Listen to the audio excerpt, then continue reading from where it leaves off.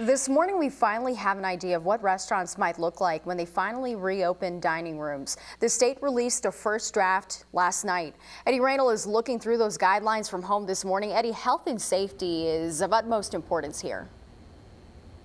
Yeah, that's right, Natasha. So we already knew that Governor Polis was going to be announcing when restaurants could reopen on Monday, May 25th. And yesterday, on Tuesday, we got a draft copy of what those guidelines will look like for both restaurants and its customers. And yeah, those guidelines have a lot to do with social distancing and cleaning. 8 feet. That's how much space the state is saying needs to be between tables and groups. And parties can't be more than 6 people. Bar areas have to remain closed unless they can follow this new 8-foot rule. And when it comes to seating, people can't seat themselves. In fact, the state also wants restaurants to switch to a reservation-only system and says this will help with contact tracing. All employees will be required to wear gloves and face coverings when they're dealing with customers.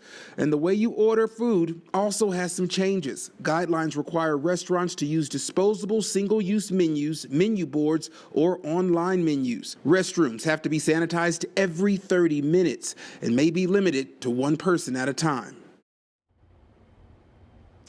Those guidelines also ask that each employee wash their hands every 30 minutes, and it asks that customers and employees together try their best to use contactless payment methods. And we also have a full list of all the details on this story on our website, 9news.com. Natasha, inside that web story, there's also a feedback form that you can click on, and you can submit your feedback to the state. Yeah, I'm curious to hear what people have to say. Eddie, thank you.